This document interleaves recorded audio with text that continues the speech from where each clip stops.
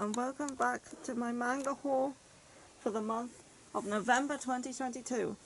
And this month I did get quite a few volumes, like 1, 2, 3, 4, 5, 6, 7, 8, 9, 10, 11, 12, 13, 14, 15, 16, 17, 18, 19, 20, 21, 22, 23 volumes this month. Yep. Okay, and well, the first one is technically from last month, but it arrived late so I couldn't include it. And that is the manga version of The Case Files of Jewel Richard. You would have seen it if you watched my last haul that I got the light novel, but I ordered this at the same time, but this one took a while to arrive. I did actually very enjoy this. It's about this guy who has this jewel, and he meets Richard whilst he is walking home from his job one night, and Richard's being like assaulted by some guys, and he helps him out and takes him to the police box, and he finds out he's a jewelry appraiser, so he gives him his gem to appraise. It's on a ring. It's like a rare type of gem, and then like they kind of team up to then solve mysteries revolving around gems and jewels. And this first one contains the 3 mysteries of. There's some art. Yeah, the pink sapphire and the ruby, and then the no, this is 2 mysteries: the pink sapphire mystery and the ruby mystery. I did very enjoy this. I thought it was very good. And I only just found out recently that this is actually a josei, which I wasn't actually aware of. Okay, next up, the start of the stuff that I actually got this month. I have The Ancient Mega Spide, Volume 16. I read this one a couple days ago, but I still continue to enjoy The Ancient Mega Spide. This is still in the second arc with the college, and we finally get to find out who took the Grimoire in this volume, which was exciting to finally find out.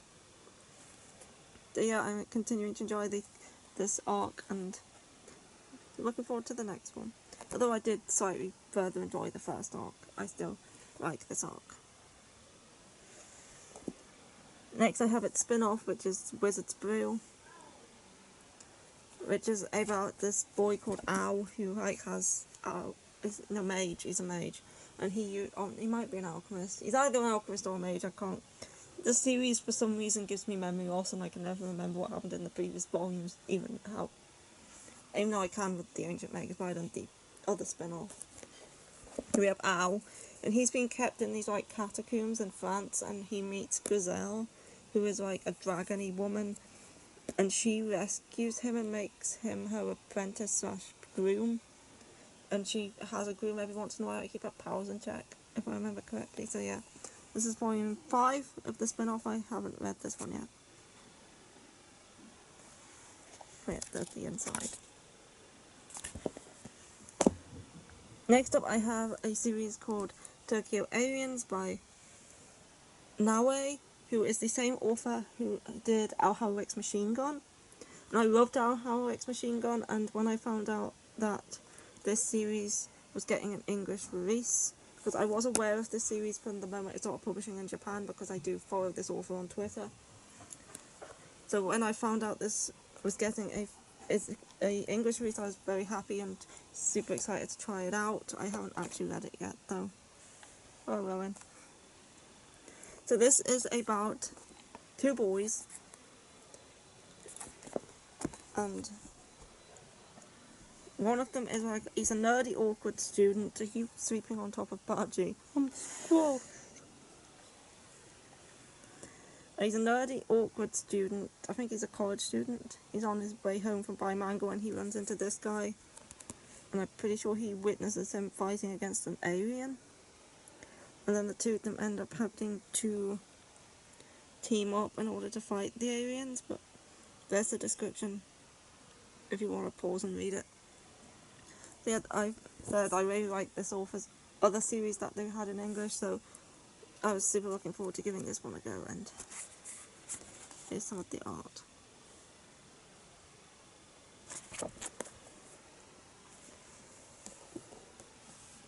And next we have Only the Pharaoh Knows Volume 2, and I super enjoyed Volume 1, so I was very looking forward to reading Volume 2 when it came out, and I really enjoyed this Volume 2, and there's only 3 volumes though. It's a short series. This is a BL about these two on the front cover here. And one of them works in a university in a lab, like studying botany. And the other guy is in I think, he's in the law major or something like that, and he runs into him at the train station and bumps into him, but he's not wearing glasses, so he doesn't see who he is, but he accidentally drops the necklace. So he now has this guy's necklace, but he couldn't see who he was, so he to return it to him, but then he kind of runs across him again and starts helping him in the lab, and yeah, it's very good. It's the same author as Ten Count, which I didn't actually realise until after I finished reading the first volume, and I saw the author's name on the internet, and yeah, I was like, oh, I didn't realise that was the same author.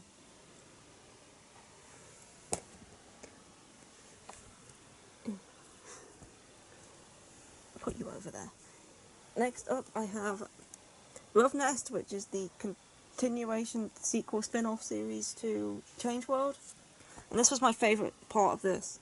Like, I thought Sayonara Game and Change World were good, but I really like this.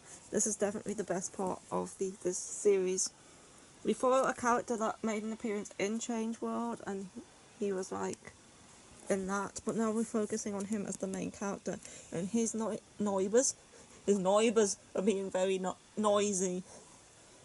Yeah, his neighbours are being very noisy, and he wants to move house, so he knows this guy who runs the local pub, and he's like, do you want to move into one of my houses, because I'm not living there at the minute, and he agrees, and he moves in, and it turns out this guy's also living there, and now they have to be roommates. And yeah, I enjoyed this. I think it's safe to open the start of this. There's nothing really happens into the ending, sex-wise. Well, and yeah, knocking me pile. What do you think you're doing? I'm gonna have to move them over here a little bit, because he's knocking them. There you go. Next up, I have the Shoujo BL series, which is My Love Mix-Up Volume 5.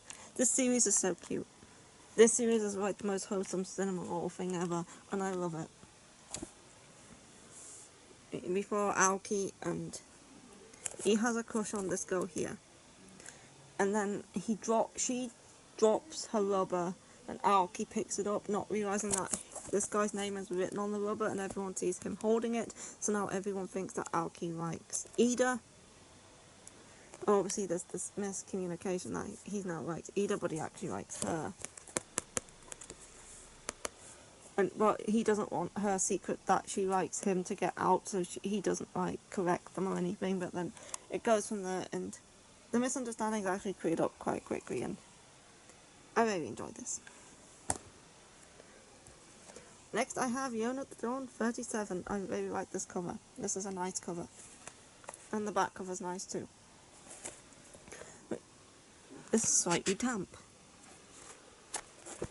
Not the inside, but the cover feels a bit... It might just be the shine. Everyone probably knows what Yona the Dawn's about at this point. But yeah, this volume continued the current arc. And it ended in a way, well, I would desperately read the next one if I hadn't already read the next one online. Yona the Dawn is the only series that I do that with, other than Given. They're the only two series that I allow myself to read the scans for. But yeah, I really like Yona. It's super good. Next up, I have a series that I decided to check out because I saw it on the book depository, and yeah, it's only 2 volumes long. It's called Sugar Princess Skating to Win, so there's volume 1. Then there's volume 2. It's by the same author as Hana Kimi, but I saw that it was about ice skating, and I thought, ooh, ice skating. Yuri on Ice. And I decided to give it a go. But we follow this girl here she's teaching her little brother to skate one day, where she's picked up by like this skating coach and asked to skate doubles with this guy, but this guy's like not very enthusiastic about having to skate with her, so she has to like gain his trust and like do a performance with him. As I say, I don't know much about it, I just thought it sounded interesting because ice skating. But it's only 2 volumes, so it's super short if it turns out to be shit. Next up, I have Snow White with the Red Hair, Volume 21.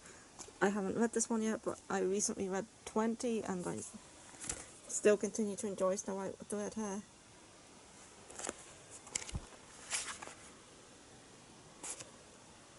Yeah.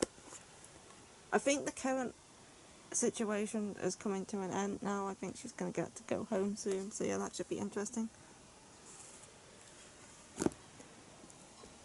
Next up, I have another fantasy shoujo series. I have a lot because I really like them, and that is Prince Freya. I was going to say Prince Freyren there because I've got that next. But Prince Freya, Volume 7, continuing to... I haven't read this one yet. I haven't read a lot yet this month. I've been concentrating on other things.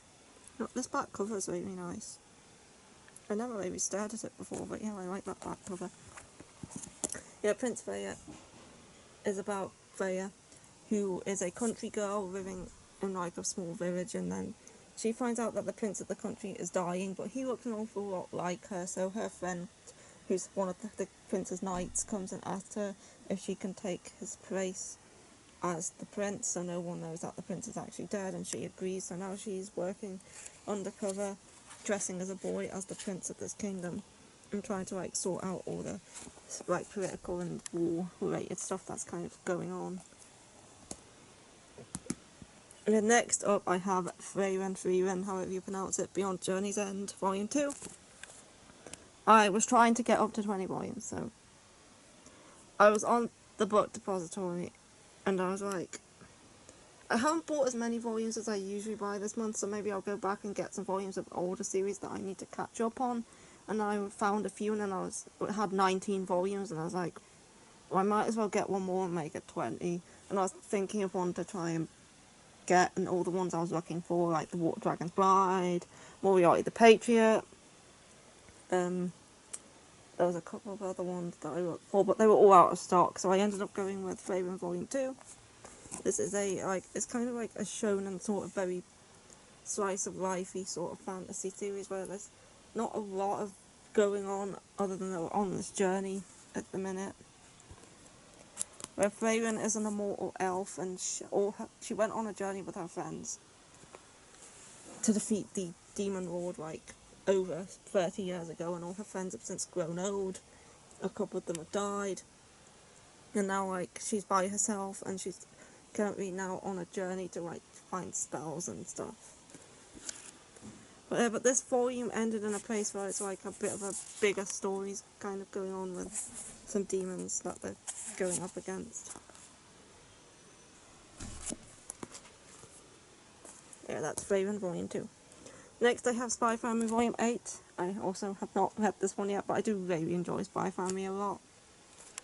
And I'm looking forward to watching the second season of the anime once it's finished coming out, because I like to binge it rather than watch it weekly, so I wait for it all to come out first. But yeah, Spy Family's great. It's probably one of my favourite comedies.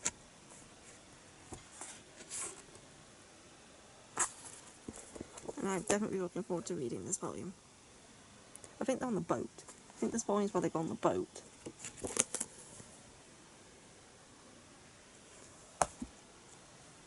You like just completely flopped. Christy's being quiet today. Next I have Volume 7 of Mao, that I'm still continuing to enjoy this. It's Rumiko Takahashi. It's very reminiscent of Inuyasha, but in a different time period and with different characters. And there's like... I tend to mostly enjoy Rumiko Takahashi stuff. I wasn't keen on the first one, Say Yatsura. I wasn't keen on that one, but I did like Inuyasha, I did like Mermaid Saga. I liked what I read of Rinne. I did like what I read of Round the Half, but I don't own that anymore because I needed space. So I ended up unhauling what I had of it, but I did enjoy what I read. And I do want to read Mace on a Coco as well, but I just haven't got around to getting that one yet. So yeah, I do genuinely enjoy Rumiko Takahashi, and I'm really enjoying this one too. If you have this, it's about Mao and this girl. I can't Nanako? Is her name Nanaka? And she goes back in time to the Taisho era by walking through this gate, and she meets Mao, and there's demons, and there's a cat called Byoki, and yeah, it's good. Now, these are some of the, like, catching up volumes that I decided to grab. So I know that the anime for this is coming out next year, so I thought I want to get some more volumes and read further into it before it actually comes out. So I got Sacrificial Princess and the King of Beasts Volume 3 and 4. I read volumes 1 and 2 quite a long time ago, and I know the volumes kind of went out of stock for a bit, but I think they're coming back into stock now, but then they might go out of stock again when the anime comes out. So it's probably best I get some more now. But I read them a while ago, probably a few years ago. I might have even read them before I even started this channel, I'm not 100% sure.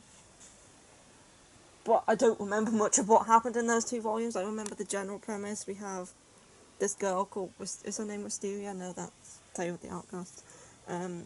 What's her name? Seraphy. We have this girl called Seraphy, and she's being sacrificed to the King of the Beasts. Because, I can't remember why, but the King of the Beasts has given sacrifices. And she thinks she's going to be eaten by him, but I don't think she was that bothered. But then he takes a liking to her and decides to take her on as his bride instead, and she has to, like, prove herself worthy of being his bride because no one accepts her because she's a human.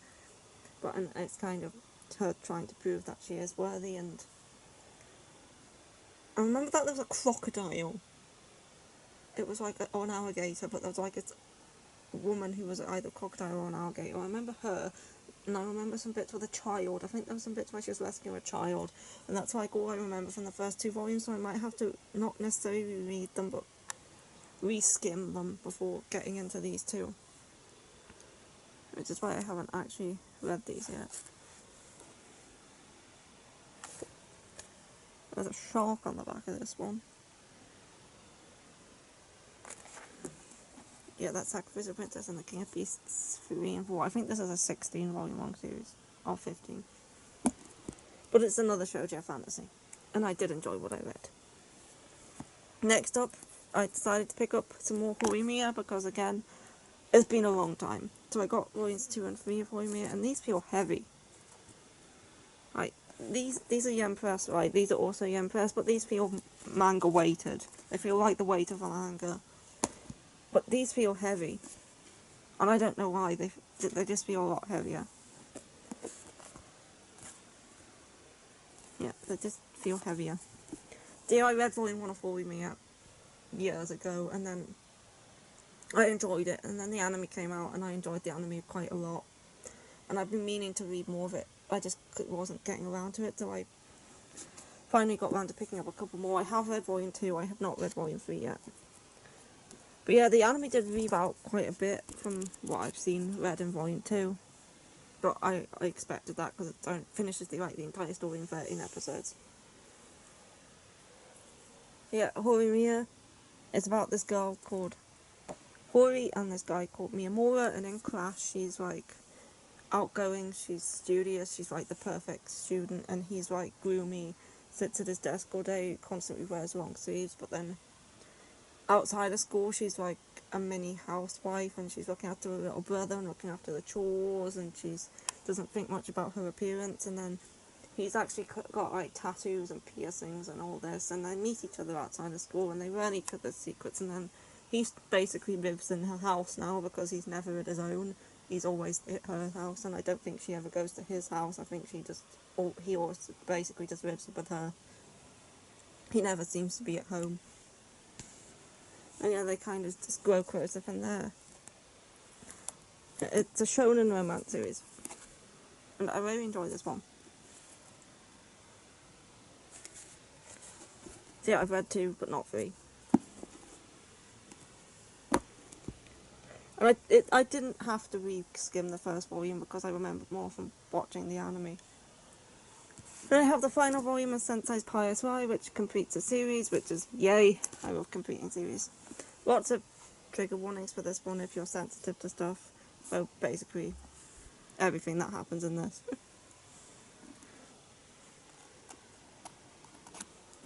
So yeah, I've completed the series now.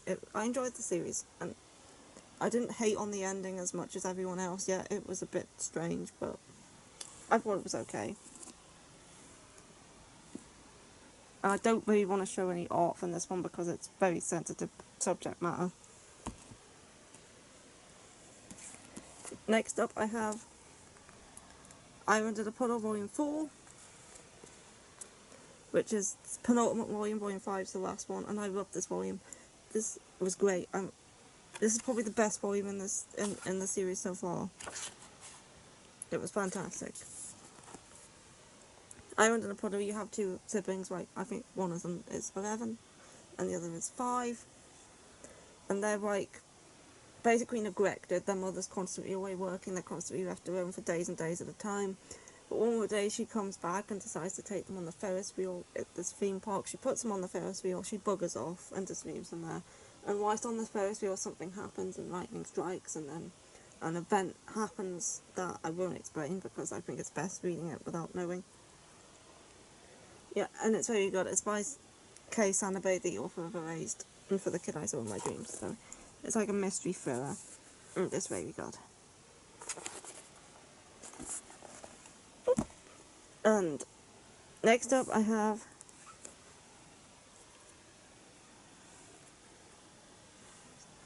Something's Wrong with Us, Volume 11. I haven't read this one yet, but I've been waiting for this one because the series always has cliffhangers and you always need to know what happens next with this series. And my sister and my niece are both reading it now, and they really want me to read this volume so they can read it afterwards, and I will read it tomorrow. But yeah, I love this series. It's like a Josei mystery sort of thriller series with like suspense and murder intrigue and whodunit, like who killed his dad and was it actually her mother or not, and it's just very good. I highly recommend this series a lot. Last up I have Children of the Whales Volume 20, which continues to have some of the best covers in existence, especially this author just knows how to draw hands well. This is another brilliant cover. I just love the art in Children of the Whales, it's so good. And it's ending soon. I think there's only another like 3 volumes. I think it ends in 23 volumes. I'm looking forward to it ending because I like it when series ends because I don't have to correct them anymore, but I do love this series and I wouldn't mind it going on a bit longer. But I do love the art in this series. If I can find a big bit. See if I can find a big bit. Like there's some bit bigger panels here. But the backgrounds are very detailed and everything, and it's just great. I love this series a lot. And it's another fantasy shoujo, so of course I'm going to be reading it, and that tower looks very precariously droopy. Anyway, that is it for this month. I have some videos planned for next month. I have my favourite reads of, my top 10 reads of 2022 coming out next month, and then I also have my most anticipated reads of 2023 coming out as well. I go over all the new releases, not new volumes, but new series starting next year that I'm looking forward to reading. And then I go over my top 10 favourite series that I started reading this year. And yeah, so look forward to them, and also I'll have my December haul as well, which might be slightly smaller because it's December, but we'll see. So I hope you enjoyed the video, and I'll see you for those videos next time. So goodbye, and he hasn't moved. He's been a good boy. Oh, did Dad shock you? Bye bye.